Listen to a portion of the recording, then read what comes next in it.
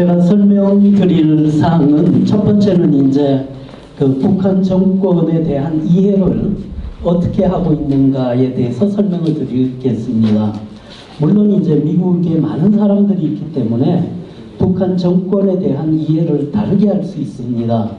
그러나 제가 설명드릴 사항은 주로 NSC에서 많이 논의되고 생각하고 있는 사항에 대해서 말씀을 드리게 되겠습니다. 그 다음에 두 번째는 지금 보시는 바와 같이 그 많은 북한 전문가들이 생각하고 있는 북한의 딜레마가 어떤 것인가에 대해서 말씀을 드리겠습니다. 그 다음에 세 번째는 그 북한이 원하는 협상이 어떤 협상인가 여기에 대해서 말씀을 드리겠습니다. 그 다음에 우리가 북한 정권에 대한 이해와 북한의 딜레마가 무엇인지를 알고 그 다음에 북한이 원하는 협상 형태가 어떤 것인지를 안다면 다음은 우리의 대북 정책의 방향이 어떻게 가는지에 대해서 얘기를 할 수 있을 거라고 예상을 합니다. 그 다음에 대북 정책의 방향이 정해진다면 다음에는 대북 압박을 위한 국제적인 협력이 어떤 것이 있어야지 되는지 그를 우리가 예상할 수 있을 것이라고 봅니다. 그러면은 이러한 국제적인 협력을 바탕으로 그리고 아시아에서의 역사적인 경험과 이해를 바탕으로 대북 정책이 어떻게 갔으면 하는지에 대한 단기적인 그 설명이 있겠습니다. 우선 북한 정권에 대한 이해입니다. 우선 북한은 주체 사상에 의해서 다스려지는 국가라고 생각을 하고 있습니다. 즉 유일 사상 확립을 위한 10대 원칙에 따라서 북한이 움직이는 국가이기 때문에 북한에서는 정치가 경제보다가 훨씬 중요한 것입니다. 즉 북한은 경제는 희생시킬 수 있지만 정치를 위해서 경제를 위해서 정치를 희생할 수 없는 체제라고 이해하고 있습니다. 그리고 북한은 유일 사상 확립을 위한 10대 원칙이 어떤 헌법이나 어떠한 법보다가도 위에 있기 때문에 북한 체제에서는 공산세습 노예 왕조의 권력을 지켜주기 위한 주체 사상을 바탕으로 한 체제라고 이해를 하고 있습니다.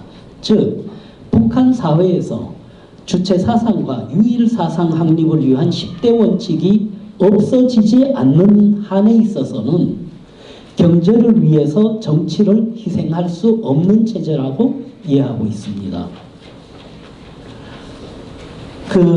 지금 설명드린 것과 같이 김정은에게 있어서 가장 우선순위는 정권을 지키는 것이라고 이해하고 있습니다. 즉 국민들을 잘 살게 하는 것도 아니고 어떠한 외국과의 관계를 좋게 이끌어가는 것도 아닌 북한 체제를 강력하게 이끌어서 권력을 계속 유지하게 하는 것이 우선이라고 생각한다는 것이죠. 그리고 이 김정은에게 있어서 핵과 미사일은 정치적인 목적입니다.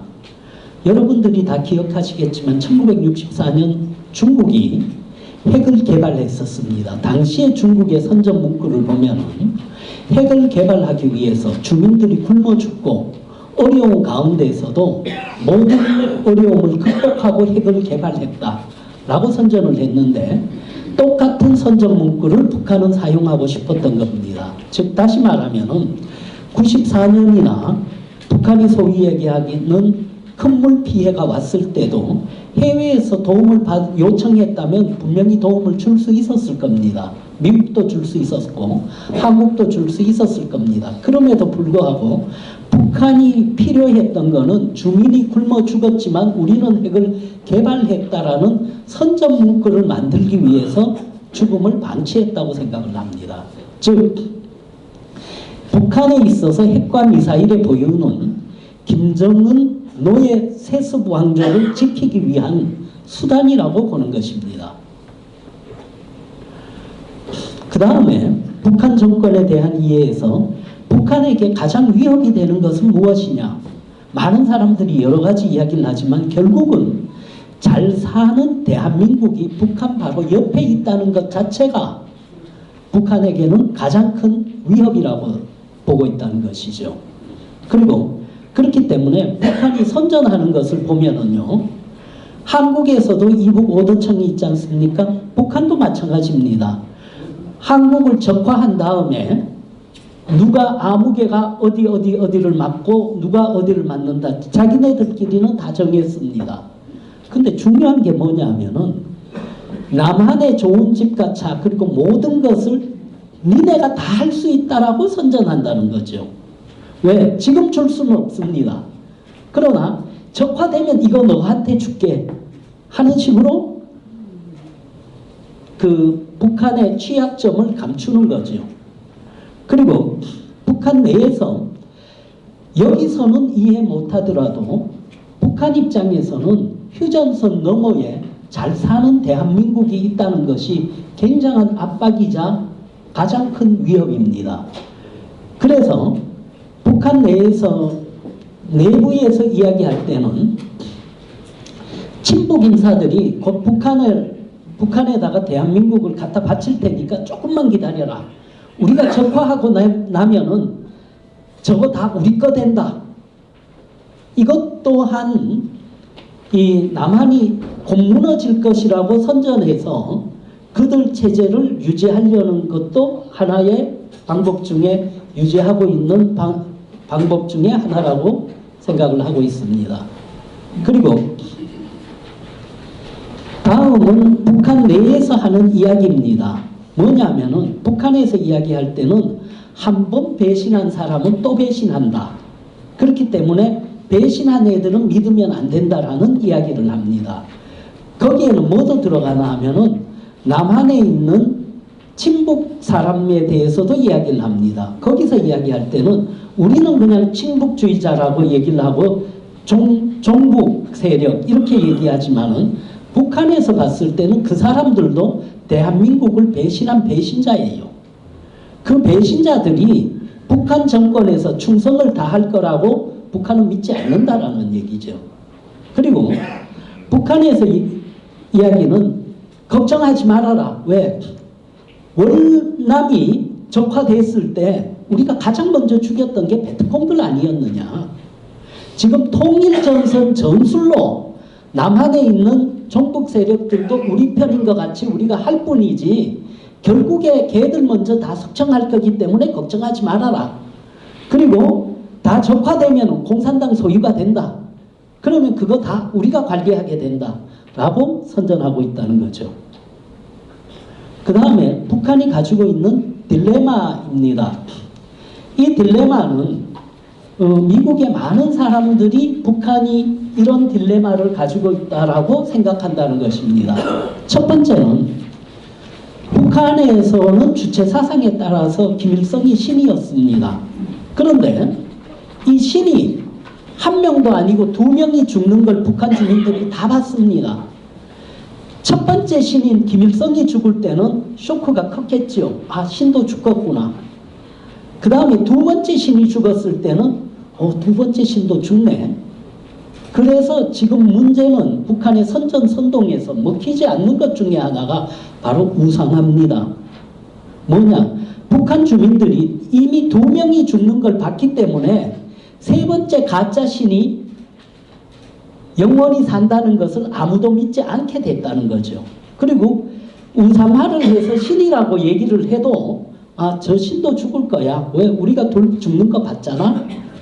그러니까 우상화가 김일성과 김정일 때에 비해서 거의 설득력이 없어졌다는 이야기가 됩니다.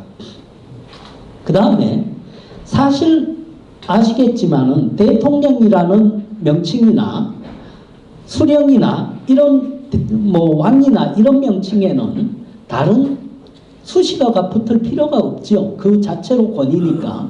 그럼에도 불구하고 북한은 신이 주체 사상에 따르면은 신인데 그 신에게 여러 수식어가 붙고 그 다음에 거기에 직함도 여러 개가 있습니다. 최고사령관, 국방위원장, 국무위원장, 경애하는 지도자 동지, 불세출의 명장. 아주 수식어가 굉장히 많습니다. 왜? 우리가 생각하는 것이 아니라 북한 내부에서 조직 지도부에서 생각했을 때 굉장한 권한을 가지고 있음에도 불구하고 아직도 권한이 부족하고 아직도 권한이 있어야 할 곳에 없는 것이 많다고 생각하기 때문에 타이틀이 계속 붙어갈 수밖에 없는 것입니다.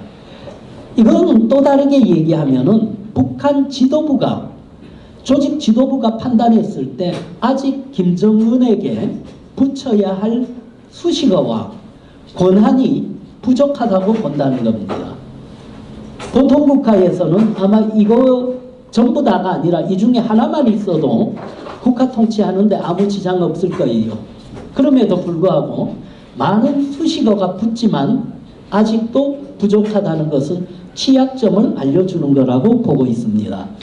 그 다음에 또 하나는 여러분들 다 기억하실 겁니다. 김정일 때 강성대국 얘기했습니다. 그리고 강성대국을 이뤘다라고까지 이야기를 했습니다.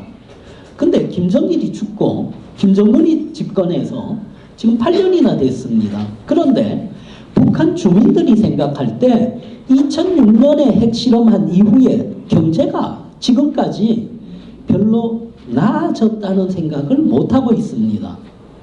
그러니까 핵실험을 했다, 미사일을 쐈다 그러면은 주민들이 그래서 배급은 언제부터 나아지느냐? 미사일을 쐈다. 그래서 배급이 언제부터 다시 좋아집니까? 핵실험을 했다. 그래서 배급이 언제부터 좋아집니까? 북한식으로 이야기하면은 언제부터 경제 사정이 긴장하지 않습니까? 라고 묻는다는 말이죠. 그렇기 때문에 지금 이제 와서는 북한 김정은 입장에서는 실제적인 경제 향상을 보여줘야지 되는 시점에 와 있다라고 보고 있습니다. 또 하나의 딜레마는 장마당에서 돈 버는 사람도 이제는 돈 잘 벌면 이 밥에 고깃국은 먹습니다. 그러면은 이 밥에 고깃국 먹는데 북한의 엘리트와 차이가 뭐가 있느냐? 먹는 거에서는 없습니다. 입는 거에서도 알 수가 없습니다. 그러나 지금 북한 내부에서 엘리트들과 지금 장마당에서 장사하는 사람들의 차이점은 바로 차와 자동차와 승용차를 공급받느냐 못 받느냐입니다. 장사하는 사람들은 택시 타야지 되지만은 엘리트들은 국가에서 배당해준 자동차를 타면서 국가에서 공급받는 휘발유를 가지고 다니고 있습니다. 그러나 이것이 지금 미국이 취하고 있는 경제 제재 때문에 이 휘발유를 구하기가 어렵게 됨으로써 북한에서 소위 이야기하는 레이션, 배급량을, 석유에 대한 배급량을 줄이게 되면은 엘리트들로서는 별로 큰 차이가 없게 됩니다. 그 다음에 북한 조직 지도부의 이 긴급한 사태에 대한 그 대응을 보면은 조직 지도부에서는 만약에 북한 지방에서 문제가 생기면은 신속히 팀을 파견해서 현지의 문제점을 파악한다. 북한식 이야기로 하면 요해한다 그러죠. 그 다음에는 어떻게 하느냐? 그 다음에는 긴급히 거기에 대한 대책을 수립해서 즉각 실행한다라고 되어 있습니다. 그런데 여러분 생각을 해보십시오. 즉각 사람을 파견해서 즉각 대응을 하는데 휘발유가 없게 되면은 어떻게 되겠습니까? 즉각적으로 파견할 수도 없고 즉각적으로 대응할 수도 없게 됩니다.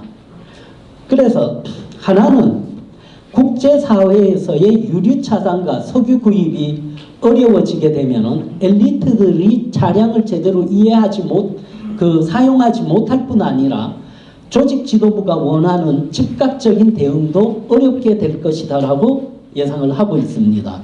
그렇기 때문에 가능하면은 이걸 우리가 활용할 수 있는 방법이 있어야지 된다고 보고 있습니다. 그 다음에 여러분들이 잘 아시다시피 수출이 줄면은 벌어들인 돈이 적게 됩니다. 그러면은 수출이 줄게 되면은 수입할 수 있는 물량도 줄어들게 됩니다. 그래서 기본적으로 지금 대북 제재를 하고 있는 것이 크게는 4가지의 중점을 맞춰 있습니다. 첫째는 석탄을 못 팔게 한다. 그 다음 2번째로는 그 철광석이라든가 선철 이런 철광 제품을 못 팔게 한다. 3번째는 수산물을 판매하지 못하게 한다. 4번째는 의류라든가 봉제 제품을 수출을 차단한답니다. 왜? 이 4가지 물품이 북한에서 해외에서 벌어들이는 수입의 70%가 넘었기 때문에 이 차단이 굉장히 중요하다고 생각해서 하고 있는 것입니다. 그런데 이렇게 해서 차단을 하고 나니까 북한으로서는 불법 무기 판매라든가 불법 사업에 관심을 가지고 해킹이라든가 이러한 면으로 수입원을 확산을 하고 있습니다. 그래서 비합법적인 문제의 사업에 북한이 더 많이 관심을 가질 수밖에 없는 딜레마를 가지고 있다고 보고 있습니다. 그 다음에 북한이 원하는 협상은 어떠한 협상인가? 첫 번째는 이 북한의 조직 지도부에서 나오는 그 비밀 문건이나 안 그러면은 북한 내에서 나오는 당한의 하남이라든가 이런 문건을 보면은 북한의 작전은 굉장히 심플합니다. 뭐냐면은 북한이 압박을 해서 미국을 굴복시키겠다는 작전입니다.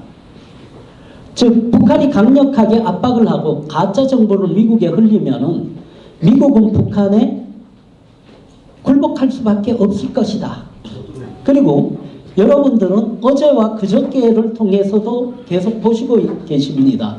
트럼프 대통령이 만나자 그러니까 북한이 똑같이 그럼 이 조건을 충족시켜라 이 조건을 충족시켜라 라고 새로운 조건들이 계속 나오고 있습니다. 이건 뭐냐 하면은 북한이 조직 지도부에서 얘기한 것이 지금까지 현실적으로 이루어지고 있다는 것을 증명시켜 준 것이라고 보고 있습니다. 그리고 북한이 도발을 하면 할수록 계속해서 미국이 북한에게 두 손 들고 항복할 것이다 라고 이야기를 하고 있습니다. 근데 역으로 이야기하면은 북한은 유일사상 확립을 위한 10대 원칙이 모든 헌법에 위에 있는 국가입니다.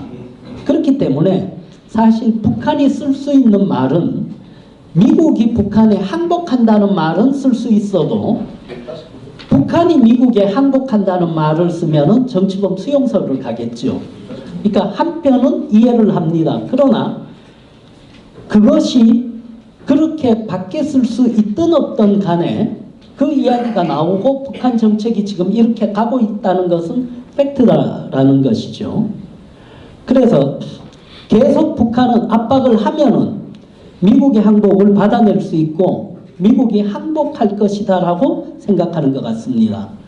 그리고 북한 내부 문건을 참고를 하면은 북한은 핵을 폐기한다는 말을 한 문건을 저는 아직 한 번도 본 적이 없습니다. 오히려 선동 문구를 보면은 핵을 더 발전시켜 가지고 이 보유한 거에 중점이 가 있지 핵을 포기한다는 문구를 보지 못했습니다. 그리고 북한은 정책을 표현하는 방식이 몇 가지가 있습니다. 그 중에 하나가 골기대입니다. 많은 사람들을 이 광장에 모아서 골기대를 통해서 우리 정책이 이렇게 간다라고 하는 거죠. 그 다음 또 하나가 북한의 건설 현장입니다. 북한이 여러 건설 현장에서 슬로건을 내걸고 예를 들어서 100일 전투를 완성하자, 뭘 어떻게 하자 하는 북한의 정책을 슬로건으로 그러한 노력 동원을 통해서 발표를 많이 합니다. 그러나 북한이 이러한 보여주는 광장에서의 그 데몬스트레이션으로 보여주는 거나 노력 동원으로 보여주는 거나 아니면은 선전 문구를 통해서나 어느 것을 봐도 북한이 핵을 공개적으로 폐기하겠다라는 이야기나 그 스케줄을 이야기한 것을 보지 못했다는 거죠. 그 다음에 북한이 또 하나는 북한이 믿을 사람이 별로 없다는 것이죠. 내부에서. 왜? 형도 죽이고 고모부도 죽였는데 외부에 사람을 보내서 회담을 하고 그 다음에 그것을 협상을 할 만한 신뢰할 수 있는 사람들이 별로 없는 것 같다라고 생각을 하고 있습니다. 한 예로 들어드리면은 김정은이 블라디보스톡을 방문한 것은 여러분들이 다 아실 것입니다. 근데 실제적으로 블라디보스톡 회담을 하기 전에 실무회담이 열렸었습니다. 그 실무회담에 북한 측 대표들이 실무자들이 나올 때는 아마 기대를 크게 했었을 겁니다. 설마 우리 지도자 동지를 좋은 호텔에 아주 우리 번쩍한 곳에 모시겠지 라고 생각하고 회담에 왔는데 러시아 측에서 블라디보스톡에 지금 1급 호텔들이 다 차 있다. 그래서 좋은 방을 우리가 주려고 했는데 줄 방이 없다.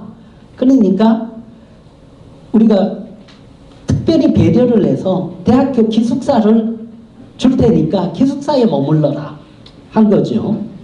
그 이야기를 들은 북한 친구들이 여기서 중요한 겁니다.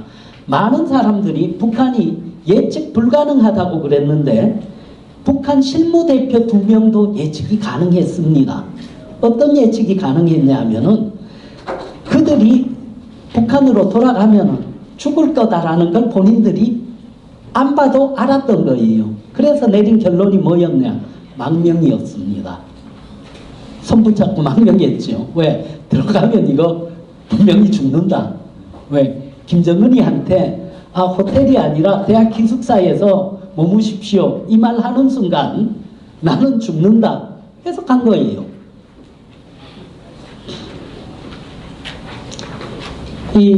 그 다음에는 북한이 원하는 협상은 가장 원하는 장소는 평양입니다. 그 다음 원하는 장소는 판문점이에요. 해외는 원치 않습니다. 왜? 첫 번째는 북한은 협상하는 것이 해외일 경우에는 협상하는 것을 전화나 통신을 사용하면은 안전하지 않다고 생각을 해요. 다 소위 말하면 적에게 다 들킨다. 그러니까 북한은 그 협상하는 상대방에게 평양에서 누가 지시하는지 알려주고 싶지 않은 겁니다. 그걸 알려주지 않으려면은 가장 좋은 장소는 평양이고, 두 번째 북한이 아주 양보를 한다면은 판문점이죠. 그렇기 때문에 평양이나 판문점은 우리가 선호하지 않을 수밖에 없습니다. 왜? 북한이 원하는 대로 그렇게 회담을 이끌어 갈 수는 없기 때문입니다. 그 예가, 자, 북한이 평양하고 판문점을 원하니까 스톡홀름에서 회의를 했습니다. 그래서 스톡홀름에 북한 사람들이 나왔을 때 누가 과연 스톡홀름에 있는 사람들에게 지시를 하느냐를 봤더니 아무도 지시하지 않았습니다. 그럼 어떻게 했느냐? 북한이 딱 두 가지 안만 가지고 나왔습니다. 하나는 북한이 원하는 안, 또 하나는 비난 성명.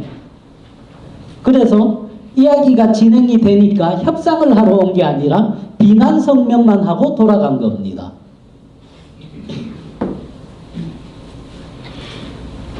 그 다음에 미국과 북한은 다 같이 단계적인 협상을 원합니다. 그런데 북한이 원하는 단계적인 협상과 미국이 원하는 단계적인 협상이 다른 단계적인 협상입니다. 미국이 원하는 단계적인 협상은 1차적으로 미래 핵을 모두 폐기해라. 첫 번째. 그리고 미래 핵이 다 폐기가 되면은 현재 핵을 이야기를 하자예요. 미래의 핵을 폐기하자는 이야기는 첫 번째는 지금 북한이 가지고 있는 핵무기를 폐기하자가 아니라 미래 핵을 폐기하자. 첫째는 북한이 지금 보유하고 있는 모든 핵시설과 미사일 시설 공장들을 파기해라. 그리고 그걸 먼저 검증하자.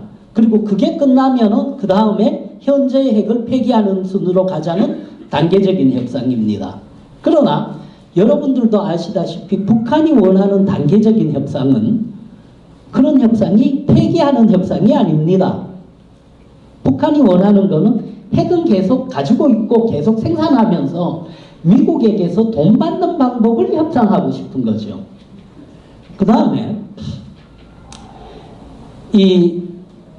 또 하나는 우리가 왜 미래 핵을 먼저 폐기하고자 하느냐 하면은 지금 핵 하나 폐기하려다가 북한이 미래에 2개 핵을 생산하거나 3개 핵을 생산한다면은 하나를 폐기한 아무런 효과가 없지 않습니까? 그러니까 현재 핵을 폐기하는 거에 우선순위가 있는 것이 아니라 미래에 더 많은 핵을 생산하지 못하게 하는 것이 우선순위입니다. 그 다음 또 하나는 북한이 현재 핵을 이야기하고 싶어 하는 이유는 협상에 관심이 있어서라고 생각하지 않습니다. 그럼 뭐에 관심이 있는 것이냐? 북한이 관심이 있는 것은 현재 핵을 이야기함으로써 북한을 핵 보유국이라고 인정받고 싶어 한다는 것이 중요한 것이죠. 그런데 미국은 북한을 핵 보유국으로 인정할 의사가 전혀 없습니다. 그렇기 때문에 미래에 북한이 핵을 생산할 수 있는 시설을 먼저 폐기시키는 것에 우선순위를 두고 있는 것입니다. 그 다음에 이 북한의 핵 생산시설과 가까이에 있는 곳이라든가 북한이 미사일을 생산하는 시설에 있는 곳에 간단하게 얘기하면 식량 배급소 있죠. 식량 배급소에서 그 공장에서 배급받는 사람들의 숫자를 보면은 숫자가 줄어들지 않았습니다. 오히려 늘어난 곳은 있습니다. 예를 들어서 흥남의 17호 공장 숫자가 늘어났습니다. 줄어들지 않았다는 이야기죠. 그리고 지난 2년 동안 그 공장 근무자들 가족 수의 증가라든가 이런 것을 북한은 쉽지 않습니까? 배급소만 확인하면 돼요. 그리고 학생들이 근무하고 있는 것을 그 학교 다니는 숫자가 늘어났나 줄어났나 보면은 알 수 있겠죠. 그 지역의 학생들이 줄었나 늘었나 늘었다는 거고 배급받는 사람들의 숫자가 늘었다는 거는 식량 배급받는 사람 숫자가 늘었다는 이야기입니다. 줄어들지 않았다는 얘기죠. 그래서 북한이 핵을 포기할 거라는 것에 대해서 굉장히 회의적인 시각들이 많고 오히려 협상을 하면서도 북한이 핵을 더 많이 생산하려고 하는 거 아니냐라는 의혹이 더 강합니다. 다음에 지금 보신 바와 같이 북한 정권에 대한 이해를 했고 북한이 가지고 있는 딜레마를 봤고 북한이 원하는 협상 형태를 봐봤습니다. 이제 우리가 볼 것이 바로 대북 정책의 방향입니다. 그러면은 이러한 북한이 이런 생각을 가지고 있는데 그럼 우리는 여기에서 북한에 어떻게 방향을 가야지 될 것이냐. 첫 번째는 북한이 핵을 폐기할 의사가 진짜 있는지 없는지 중국과 러시아를 설득하는 것이 필요하다고 보고 있습니다. 그리고 여기에서 중요한 것이 설득의 데피니션입니다. 정의. 우리가 설득한다고 그랬을 때 뭘 설득이라는 의미가 어떤 의미냐라는 거죠. 뭘 설득하는 것이냐. 여기에서 설득이라는 단어를 사용한 설득의 의미는 중국과 러시아가 북한의 핵 폐기와 관련 북한을 돕지 않고 북한과 거리를 두게 하는 것이 설득의 중요한 목표입니다. 즉 중국과 러시아에게 북한을 핵을 포기하게 설득하는 것도 아니고 북한이 핵 개발 안 하게 도와달라고 하는 것도 아니고 여기에서 설득의 최종 목표는 중국과 러시아에게 북한과 거리를 두고 관계를 좀 멀리 해라. 여기까지가 설득이라는 거죠. 그리고 많은 분들이 오해를 하거나 잘못 이해를 합니다. 미국의 지금 대북 정책의 목표는 핵 문제 해결이고 핵 폐기지 북한을 지상낙원 만드는 계획이 전혀 아닙니다. 많은 분들이 착각하고 있어요. 뭐냐면은 미국의 정책에 어디에도 북한을 지상낙원 만들 계획이 존재하지 않습니다. 그리고 트럼프 대통령이 얘기할 때도 북한이 핵 폐기하면은 이렇게 갈 수 있다지, 그리고 도와준다지, 미국이 그렇게 만들어준다가 아닙니다. 그죠? 그래서 많은 사람들이 미국의 대북 정책이 북한 지상낙원 만드는 걸로 착각하고 있습니다. 미국은 그런 계획을 짜본 적도 없고 짤 계획도 없습니다. 아마 가장 중요한 게 이 네 번째 항일 수도 있습니다. 북한은 지금 미국이 얼마나 진지하고 심각하게 북한의 핵 폐기를 고려하고 있는지 전혀 모르는 것 같다예요. 그래서 단기적으로는 북한이 미국의 정확한 의도와 북한 핵에 관해서 얼마나 진지하게 고려하고 있는지 북한이 알게 하는 것이 먼저일 것 같다라고 생각을 하고 있습니다. 하나 예를 들어 드리면은 여기 나와 있지만은 싱가포르 회담하고 하노이 회담 때 처음에는 이제 싱가포르 회담에서 들었죠. 북한 측한테 야, 니네는 어떻게 유치원 애들한테까지 반미해가지고 총검술 내서 찌르는 거를 가르치느냐. 그거 너무 심한 거 아니냐. 근데 북한 측 반응이 뭐였나 하면요. 미국 니네들도 유치원에서 그렇게 가르치잖아 였었어요. 예? 그러니까 깜짝 놀랐죠. 야, 미국은 유치원에서 그런 거 못 가르쳐. 큰일 나. 그런데 북한은 뭐였나 하면 이게 이제 스테레오타입이지요. 북한이 그렇게 하니까 미국도 그렇게 한다고 본인들이 생각한 거예요. 그래서 하노이에서 다시 질문을 했는데 같은 반응이 또 왔습니다. 그래서 북한이 미국에 대해서 몰라도 너무 많이 모르는 거구나. 그래서 대북 압박을 위한 국제 협력을 생각을 했는데 첫 번째는 지금 중국 연안에서 아까 제가 말씀드렸던 석유 환적이라든가 이걸 많이 중단을 시키려고 하는데 북한이 이 석유 환적을 중국 연안이나 이런 곳에서 많이 합니다. 그래서 중국에게 부탁을 많이 했어요. 그걸 좀 차단을 강력하게 해달라 했는데 중국이 그렇게 협조적이지는 않습니다. 근데 뭐 어떡하겠어요. 국제관계에서 적극적으로 협조하지 않는다고 뭐 비난만 할 수 있을 수는 없지 않습니까? 그래서 하나는 이 중국한테 우리가 좀 물어서 중국이 단속하는데 어려움이 있다면은 미국이 중국을 대신해서 해줘야지 되는 거 아니냐 하는 의견들이 많이 있습니다. 그 다음에 이 트럼프 대통령도 얘기를 했고 많은 사람들이 얘기를 했는데 최대한의 압박을 북한에 대해서 얘기하고 있습니다. 그런데 실제적으로는 아직 최대한의 압박은 시작도 하지 않았다는 것입니다. 그리고 이 시작도 안 했다고 얘기 드릴 수 있는 거는 만약에 협조를 받지 못한다면은 최대한의 압박이 시작될 수 있다는 의미도 될 것이라고 봅니다. 많은 분들이 북한이 진짜 핵을 폐기할 것이냐라고 많이 질문을 합니다.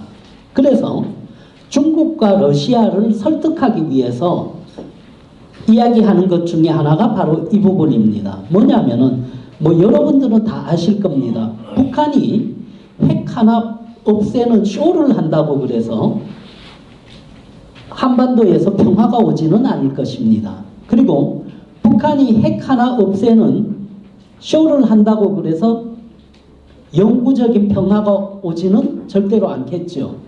그러나 지금 북한이 보통 사람들이 이야기할 때 30개에서 60개 정도의 핵을 가지고 있다고 얘기를 한다면 그 중간을 잡아서 45개라고 잡고 하나 정도를 북한이 없앨 수 있도록 중국과 러시아야 니네가 한번 설득해봐라 북한에. 그래서 북한에 제한할 수 있지 않을까 생각합니다. 만약에 북한이 한다면 북한의 장점은 핵 폐기하는 쇼를 했으니까 시간을 벌 수 있다는 장점이 있겠죠. 그리고 문재인 정부 입장에서도 가차 평화를 이야기할 수 있는, 그리고 대북 정책이 성공하는 것 같이 얘기할 수 있는 장점도 있을 것입니다. 믿기지요. 그러나 만약에 그것조차도 하지 않겠다고 한다면은 미국이 중국과 러시아에게 야, 북한이 이런 쇼조차도 안 하려고 한다. 그럼 얘들 이제 핵 폐기하려는 의사 없는 거 아니야? 라고 얘기할 수 있을 것이라고 봅니다. 그리고 핵 폐기 하나를 폐기하는 쇼를 평양에서 하고 미국, 영국, 프랑스, 독일, 일본, 그 다음에 러시아, 중국이 참여를 하고 IAEA가 참여한 가운데 핵 폐기하는 쇼를 한다면은 적어도 북한이 일정 시간은 벌 수도 있을 것이다. 그래서 한번 제안을 해보자. 왜? 북한이 지금 원하는 것이 전향적인 접근이지 않습니까? 그러니까 야, 내가 너 한 번 더 대한민국 국민들 속일 기회 줄게. 두 가지입니다. 진짜 속는다면은 대한민국의 희망이 없을 수도 있겠죠. 더 이상. 안 속는다면 대한민국이 희망이 생길 수도 있겠죠. 그러면은 이러한 것을 바탕으로 아시아에서의 역사적인 경험을 가지고 지금 나오고 있는 이야기들을 몇 가지 더 첨가를 하겠습니다. 아시아에서 경험은 첫 번째로는 여러분들이 잘 아시겠지만은 적대 관계를 해소하는 데는 외교 관계에서 서로의 사신 교환이 굉장히 중요했습니다. 그죠? 그리고 여러분도 잘 아시겠지만 진시황도 어릴 때 위나라에 가서 자랐지 않습니까? 그죠? 평화를 위해서. 평화 좋아하시는 분들이 굉장히 좋아할 얘기인데, 평화를 위해서 이 사신교환과 이 고위층 자녀들의 교환 방문은 굉장히 뜻있는 일이라는 거죠. 그 다음에 한국 역사책에는 충렬왕이 볼모로 원나라에 잡혀갔다라고 돼 있지만은 원나라의 원조 비사에 보면은 볼모 아니었어요. 왜? 야, 부마로 불러왔는데 그게 왜 볼모냐? 부마로 모셔온 건데, 그리고 왕 해짰느냐 가서. 그게 이제 시각 차이인데, 어쨌든 고려시대 때의 충렬왕이 몽고에 가서 몽고의 풍습을 배우고 문화를 배우고 역사를 배우고 와서 그 이후에 그 세자들이 유학을 가서 더 이상 몽고와 고려와는 전쟁이 없었다는 이야기입니다. 그리고 또 그러한 역사가 인조 때도 있었습니다. 인조 때 병자호란이 끝나고서 소현세자가 역사를 배우고 문화를 배우고 풍습을 배우러 청나라에 갔었죠. 그리고 더 이상 청과의 전쟁은 없었습니다.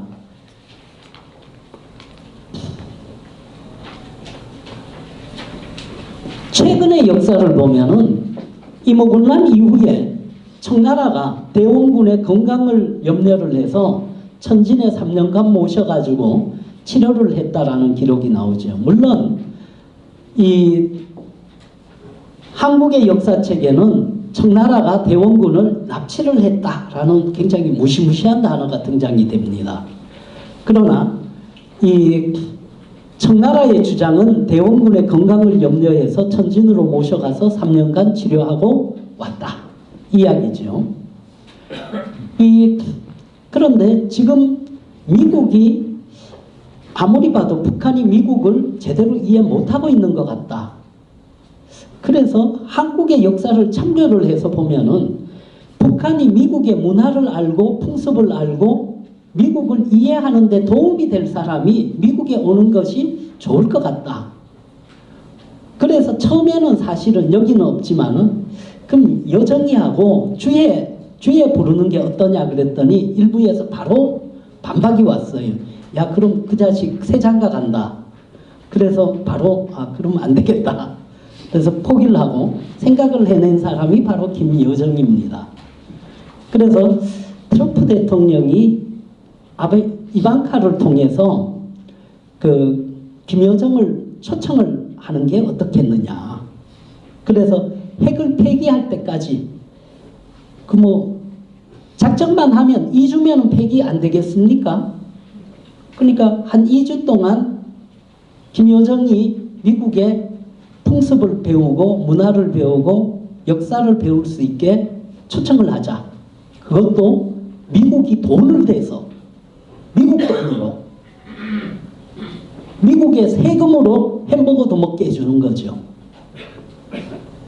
그리고 북한이 김여정이 혼자 오기가 심심할 것 같다라고 하면은 보니까 이 소현세자가 청나라에 갈 때 예를 보니까 고관들 자녀들도 많이 같이 갔었더라고요. 그래서 돈은 좀 들지만은 미국이 그래도 강대국이니까 유학 비용은 대줘야지 될 거 아닙니까? 그래서 북한 고위층 좀 더 자세하게 얘기하면은 조직 지도부 고위층의 자녀와 군부 핵심 세력의 자녀, 당과 인민보안성 간부의 자녀, 보위부와 선전성동부의 고위 자녀 100명. 그리고 북한이 선발하는데 어려움이 있다면은 우리가 명단을 주자. 얘들 자녀들로 보내라라고 얘기까지 해주자. 북한이 고르기 어려울 테니까.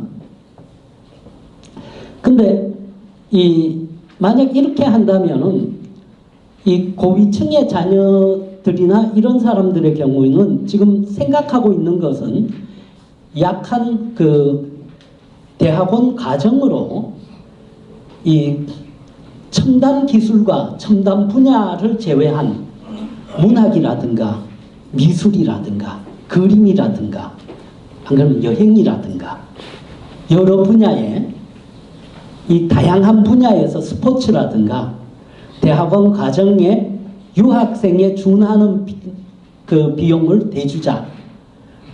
근데 그 이야기를 하니까 이 한 분이 그런 이야기를 하더라고요.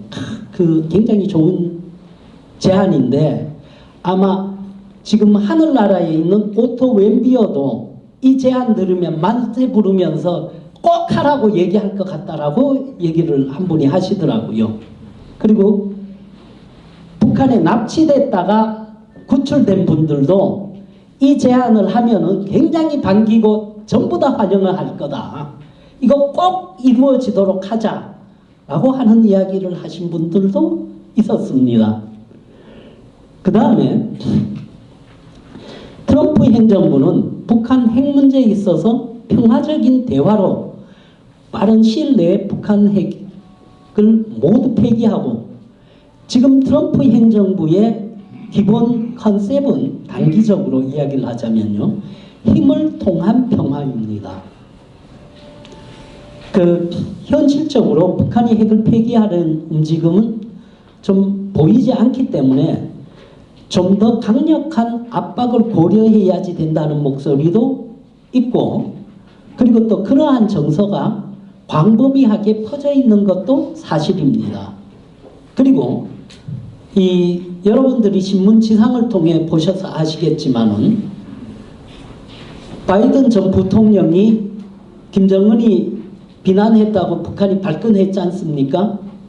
그리고 바이든은 내가 대통령 되면은 북한하고 대화 그런 거 안 한다라고 얘기를 했지 않습니까? 하나는 뭐냐 하면은 북한에게 지금 기회는 아마 대화할 수 있는 마지막 기회가 트럼프 대통령일 수도 있습니다. 그런데 12월 말이라는 시한을 정한 것은 북한입니다. 트럼프 대통령이 아니죠. 그런데 북한이 어떤 선택을 할지는 모르지만 아마 미국은 전향적인 조치도 할 가능성이 크다고 봅니다. 어떤 전향적인 이야기냐? 제가 지금 말씀드린 것과 같이 북한에게 핵 하나 없앨 수 있는 쇼를 할 기회를 준다던가, 안 그러면은 여정리를 미국에 초청하는 파격적인 제안을 할 수도 있을 거라고 봅니다. 물론 여정리를 초청하게 된다 그러면은 지하에 있는 오토 웬비어가 가장 두 주먹을 불끈 쥐고 좋아하겠죠. 예?